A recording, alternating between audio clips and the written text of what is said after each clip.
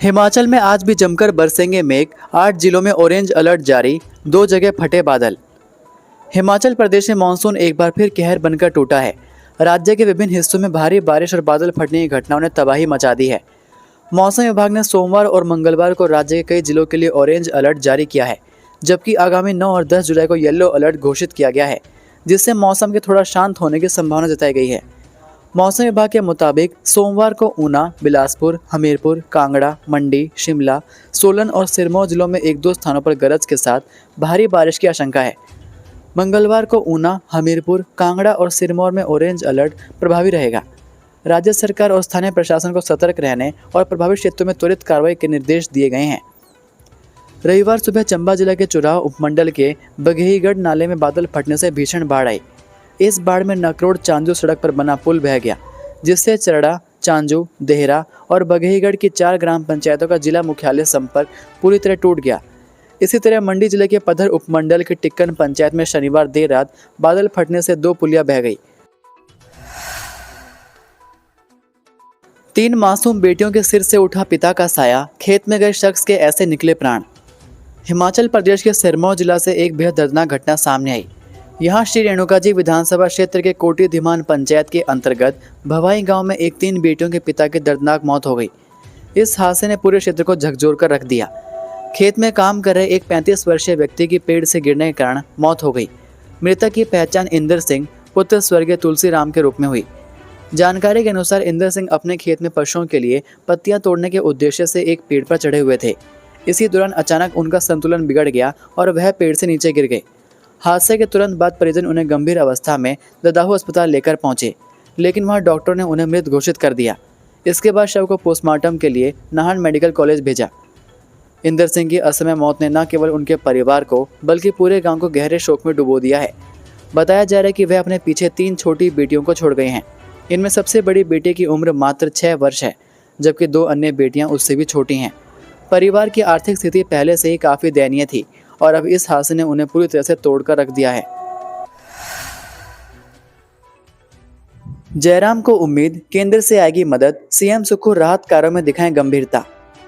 हिमाचल प्रदेश के मंडी जिले में हाल ही में आई भीषण आपदा को लेकर नेता प्रतिपक्ष और पूर्व मुख्यमंत्री जयराम ठाकुर ने राहत और पुनर्वास कार्यों को तेज करने की अपील की है।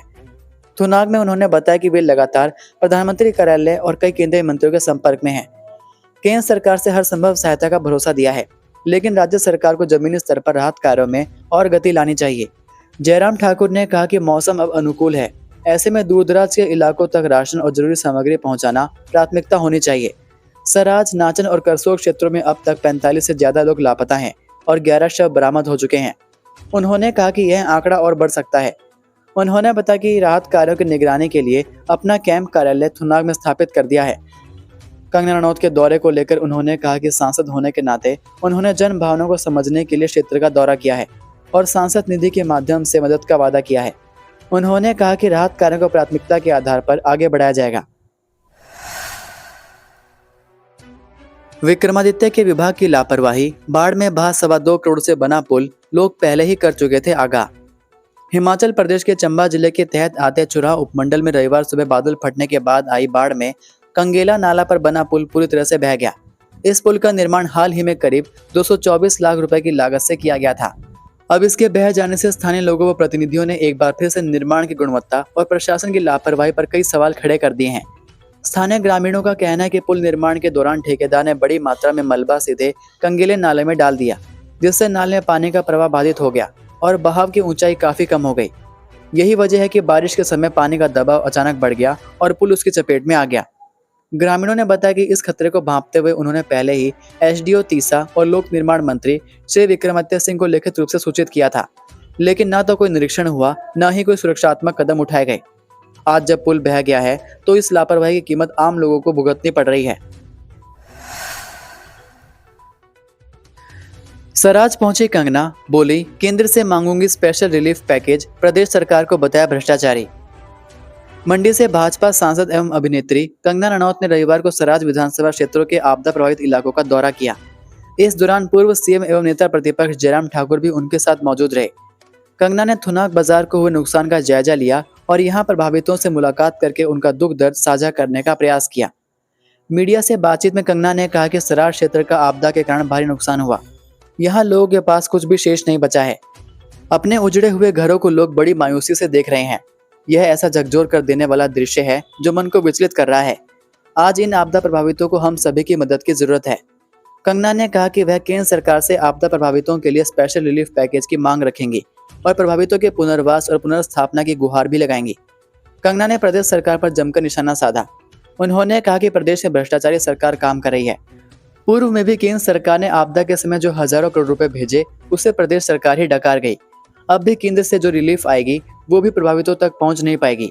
कंगना ने कहा कि प्रभावितों तक हर मदद पहुंचे, इसके लिए कोई रास्ता निकालना होगा। पापा की परी ने घर से चुराई पिता की कार, नशे के लिए रख दी गिरवी, ऐसे हुआ खुलासा। हिमाचल प्रदेश में नशे की लत में डूबे युवाओं की हालत किस कदर चिंताजनक हो चुकी है, इसका ताजा उदाहरण हिमाचल के हमीरपुर जिला में एक सनसनीखेज मामले में सामने आया है। सदर थाना क्षेत्र में एक युवती और उसका दोस्त नशे की पूर्ति के लिए युवती के पिता की कार को घर से लेकर फरार हो गए। इतना ही नहीं, उन्होंने इस कार को गिरवी रख दिया। मामले में पुलिस ने दोनों गिरफ्तार कर लिया है और ड्रग टेस्ट में दोनों पॉजिटिव पाए गए।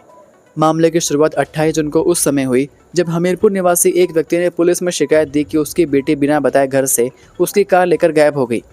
पिता ने यह भी बताया कि उनकी बेटी लंबे समय से नशे की लत की शिकार है। कुछ दिन बाद युवती हमीरपुर लौटी, जिसके बाद पुलिस ने उसे हिरासत में लिया और पूछताछ शुरू की। प्रारंभिक पूछताछ में युवती ने कार से जुड़ी कोई जानकारी नहीं दी, लेकिन जब पुलिस ने सख्ती दिखाई तो सच सामने आया।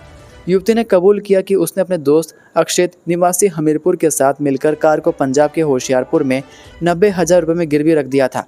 शक जताया जा रहा है कि यह सौदा नशे की खरीद फरोख्त से जुड़ा हो सकता है।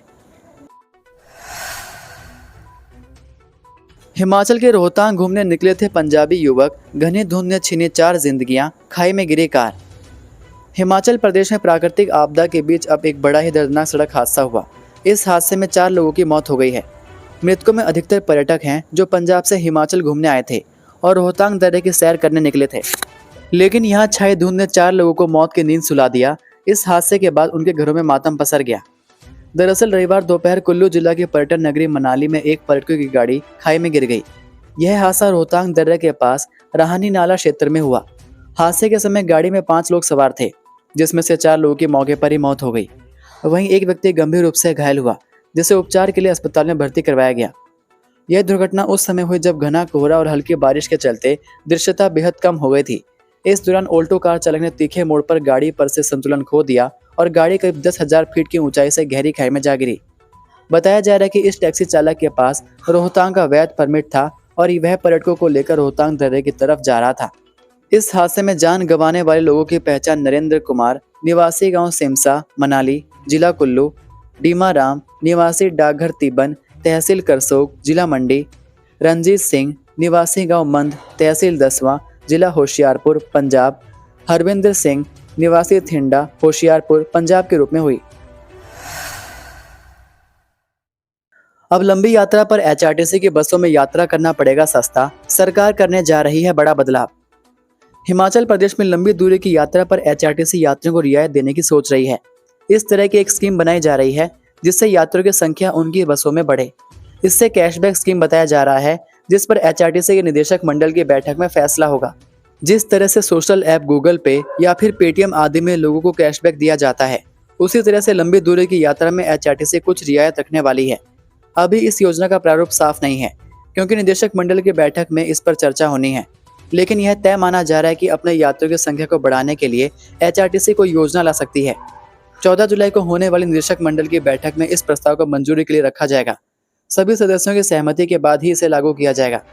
निगम के प्रबंध निदेशक डॉक्टर निपुण जिंदल ने इसको लेकर अधिकारियों के साथ बैठक भी की। ग्रीन कार्ड, स्मार्ट कार्ड, सम्मान कार्ड जैसी योजनाओं के बाद अब कैशबैक की योजना निगम शुरू करने जा रहा है। बैठक की अध्यक्षता उप मुख्यमंत्री मुकेश अग्निहोत्री करेंगे। इसमें एचआरटीसी के उपाध्यक्ष अजय वर्मा आदि अधिकारी मौजूद रहेंगे। वहीं निदेशक मंडल की बैठक में एचआरटीसी की डीजल बसों की खरीद को भी मंजूरी के लिए रखा जाएगा। टेम्पो ट्रेलर की खरीद को महत्वपूर्ण निर्णय होगा, क्योंकि बस के इंजन व बॉडी को लेकर अभी मसला सुलझा नहीं था, जिस पर इसी बैठक में फैसला लिया जाएगा। निदेशक मंडल की बैठक में 35 एजेंडा आइटम शामिल किए गए हैं, जिन पर चर्चा होगी। ये थे आज के मुख्य समाचार।